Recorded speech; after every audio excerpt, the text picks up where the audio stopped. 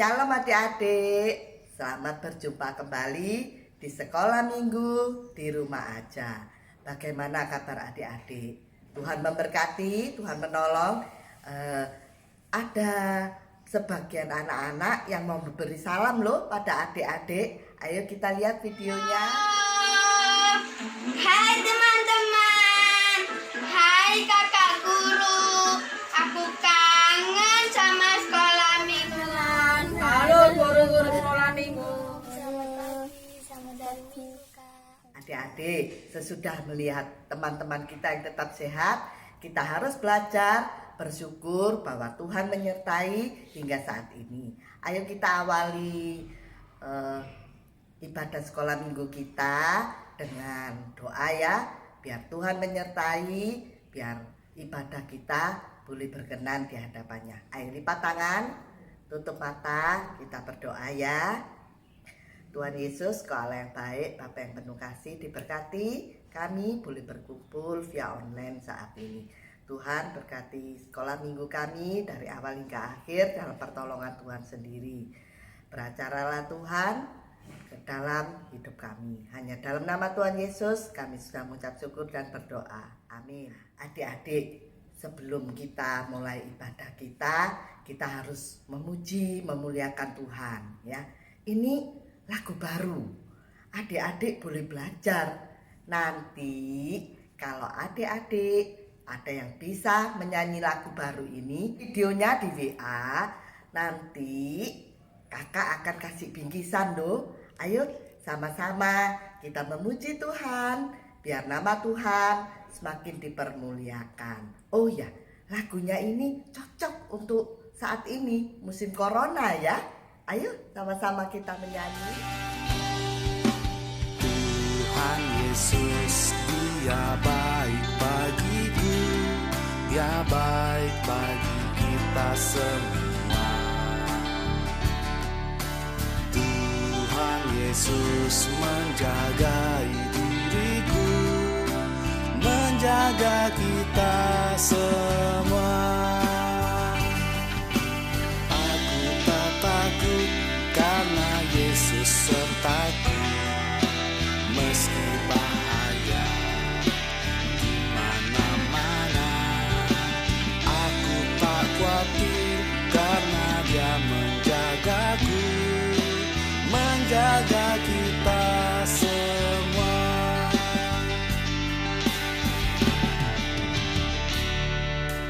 Tuhan Yesus, Dia baik bagiku, Dia baik bagi kita semua. Tuhan Yesus menjaga diriku, menjaga kita semua. Aku tak takut karena Yesus sertaku.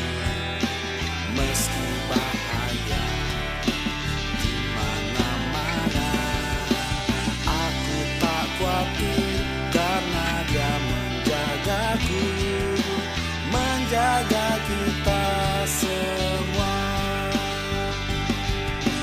Aku tak takut karena Yesus sertaku. Meski bahaya di mana-mana, aku tak khawatir karena Dia menjagaku, menjaga kita semua, menjaga kita semua.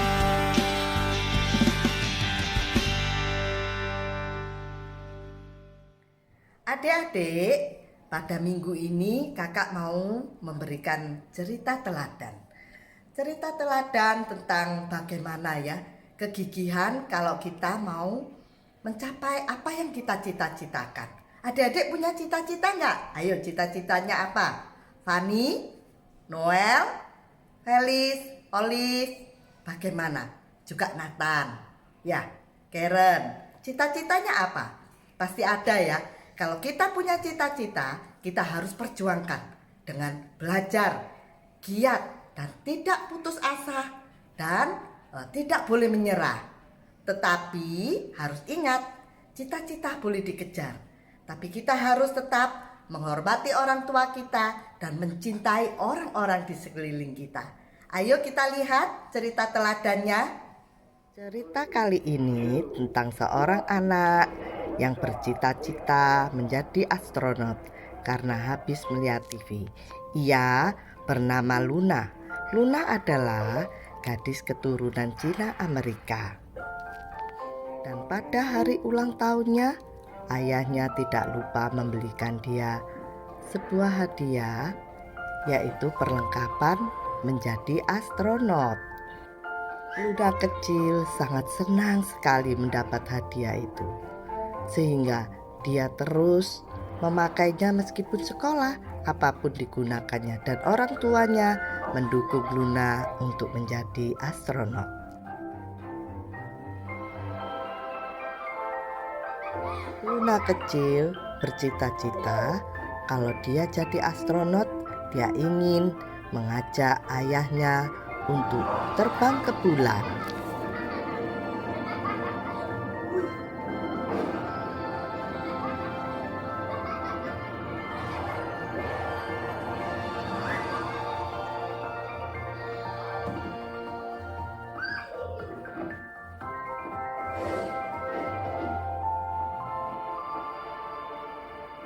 Ayah Luna yang bernama Mr. Chu sangat mengasihi Luna.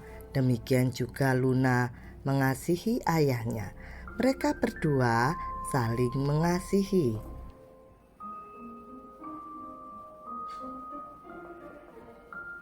Luna rajin ke sekolah karena dia mempunyai cita-cita yang tinggi.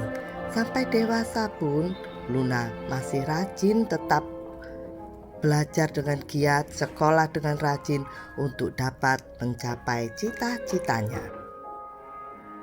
Ketika Luna sudah sekolah di perguruan tinggi, sudah menjadi mahasiswa, Luna sibuk untuk mencapai cita-citanya. Dia kurang perhatian kepada ayahnya. Luna tetap didukung ayahnya meskipun Luna mendapat nilai yang jelek. Untuk menjadi astronot dibutuhkan tubuh yang bugar, sehingga Luna harus olahraga dengan teratur. Mr. Chu pekerjaannya adalah membuat sepatu dan dia selalu mendukung akan Luna. Karena untuk mencapai cita-citanya, Luna semakin hari semakin acuh kepada ayahnya. Luna juga mengirim surat untuk boleh menjadi kandidat seorang astronot. Tetapi apa yang terjadi? Luna mendapat surat bahwa Luna tidak bisa menjadi astronot. Karena kegigihannya untuk menjadi astronot, juga kesedihannya, Luna lupa pada sekelilingnya, terutama kepada ayahnya. Dia tidak tahu kalau ayahnya sekarang sudah tambah tua. Karena ditolak menjadi astronot, Luna menjadi anak yang sedih dan hilang semangatnya. Sampainya di rumah, Luna heran kenapa lampu belum dinyalakan, dan biasanya ayahnya sudah menyediakan makan bagi dia.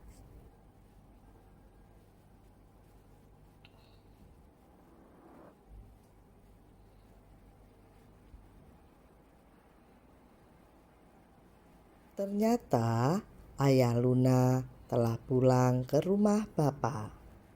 Nah, kesedihannya, Luna menyobek poster astronot yang menjadi cita-citanya. Karena ayah Luna sudah meninggal, maka Luna mulai mengemasi barang-barang yang tidak terpakai bekas dipakai ayahnya. Ternyata Luna menemukan satu box berisi sepatu-sepatu yang pernah dipakai Luna sejak kecil, terutama sepatu astronot. Dia baru tahu bahwa ayahnya mati bukan karena kesepian, tapi ayahnya terus mendukung Luna untuk mencapai cita-citanya. Dengan melihat kasih yang diberikan ayahnya kepada Luna, Luna mulai timbul semangat bahwa aku harus mencapai cita-citaku untuk menjadi astronot. Karena aku tidak ingin ayahku mati dengan sia-sia tanpa ada pengorbanan dari aku. Luna tidak hanya rajin belajar, tapi Luna mempunyai hati yang baik. Dia sekarang mulai memperhatikan orang-orang di sekelilingnya. Dan ketika Luna lulus dari perguruan tinggi, Luna mencoba lagi untuk melamar menjadi astronot. Tapi apa yang terjadi? Karena kegigihan, cintanya, dan pengharapannya pada Tuhan, Luna akhirnya boleh menjadi seorang astronot. Arti dari cerita ini adalah cita-cita memang harus kita raih, tetapi kita tidak boleh lupa kepada orang-orang yang mengasihi kita. Juga adik-adik harus gigih dan berusaha keras, tidak mudah bosan, rajin, tekun di dalam setiap pelajaran ataupun aktivitas yang kita lakukan. Sehingga apa yang menjadi cita-cita boleh terjadi bersama dengan Tuhan Yesus yang harus kita andalkan. Adik-adik, seperti biasanya kita akan belajar firman Tuhan ya. Kali ini ada kakak Gracia yang akan menceritakan firman Tuhannya. Kalian dengarkan ya. Nanti kalau yang dengar firman Tuhan, pasti hidupnya akan sukses. Kedepannya jadi anak yang baik. Dan apa yang jadi cita-cita boleh berhasil. Siap? Adik-adik GBI Graha Family, perkenalkan nama kakak Gracia. Kakak senang sekali bisa bertemu dengan kalian. Nah, kali ini kita akan belajar bersama-sama firman Tuhan ya. Tapi sebelumnya adik-adik silahkan duduk dengan baik dan mendengarkan. Kita mau berdoa terlebih dahulu ya. Mari kita berdoa. Tuhan Yesus, terima kasih untuk semua kebaikan Tuhan dalam hidup kami. Saat ini kami mau belajar firman Tuhan bersama-sama. Kiranya Tuhan memberikan kami kekuatan dan juga fokus serta konsentrasi supaya kami bisa belajar firman Tuhan dengan baik. Terima kasih Tuhan Yesus, di dalam nama Tuhan Yesus kami berdoa. Amin. Judul firman Tuhan kita kali ini adalah Kita Bisa. Ayat firman Tuhannya terambil di dalam 1 Tesalonika 1 ayat 2 sampai 10. Dan ayat yang menjadi inti dari firman Tuhan kita kali ini terdapat di dalam 1 Timotius 4 ayat 12b. Kita baca bersama-sama ya. Semuanya sudah siap? Yuk kita baca sama-sama. 1, 2, 3. Jadilah teladan bagi orang-orang percaya. Nah, adik-adik, di Alkitab ada salah satu gereja, tepatnya jemaat gereja di Tesalonika. Nah, jemaat di Tesalonika ini adalah orang-orang yang suka berbuat kejahatan dan mereka suka menyembah berhala. Kira-kira menurut kalian itu baik atau tidak ya? Tentu tidak baik, betul. Namun hidup mereka berubah setelah mereka mendengar Injil firman Tuhan yang disampaikan oleh Paulus dan teman-teman. Kok bisa berubah ya? Ternyata ketika mendengar firman Tuhan, jemaat di Tesalonika ini mereka sungguh-sungguh mau membuka hatinya dan menerima Tuhan Yesus dengan sukacita. Paulus sangat senang mendengar kabar ketaatan jemaat di Tesalonika dalam melakukan firman Tuhan, sehingga Paulus mengirimkan surat kepada mereka. Dan di dalam suratnya, Paulus memuji jemaat itu karena telah menjadi teladan untuk semua orang percaya di wilayah Makedonia dan Akaya. Jemaat di Tesalonika telah menjadi teladan dalam tingkah laku mereka dan dalam kesetiaan mengabarkan Injil. Karena mereka begitu bersemangat bersaksi tentang Tuhan Yesus kepada penduduk yang ada di sekitar mereka. Dan Paulus memuji Tuhan karena jemaat di Tesalonika terus bertumbuh di dalam iman, kasih, dan pengharapan.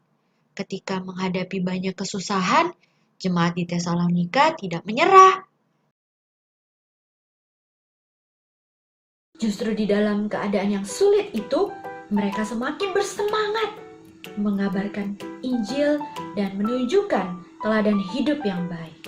Paulus juga di dalam suratnya berkata kepada mereka, "Kamu telah menjadi penurut kami dan penurut Tuhan." Maksud perkataan Paulus ini adalah jemaat Tesalonika telah mencontoh Paulus dan Tuhan Yesus di dalam menunjukkan tingkah laku Kristen yang sejati dan dalam ketahanan menghadapi penganiayaan.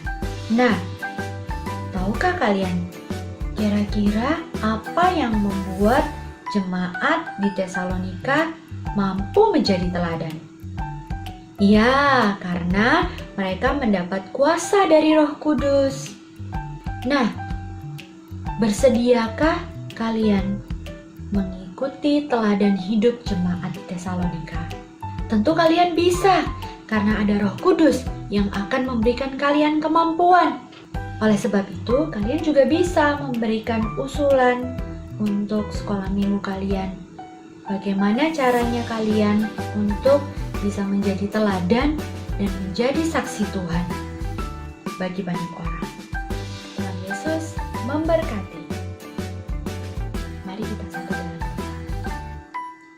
Tuhan Yesus, terima kasih untuk firman Tuhan yang kembali mengajarkan kepada kami seperti jemaat di Tesalonika yang bisa berubah hidupnya menjadi teladan dan saksi Tuhan bagi orang-orang yang ada di sekitar mereka. Kami juga mau belajar untuk menjadi teladan hidup yang baik dan juga saksi Tuhan bagi orang-orang yang ada di sekitar kami. Tuhan, kami percaya Tuhan yang akan memberikan kami kemampuan melalui Roh Kudus-Mu di dalam hidup kami. Terima kasih Tuhan Yesus. Di dalam nama Tuhan Yesus kami berdoa.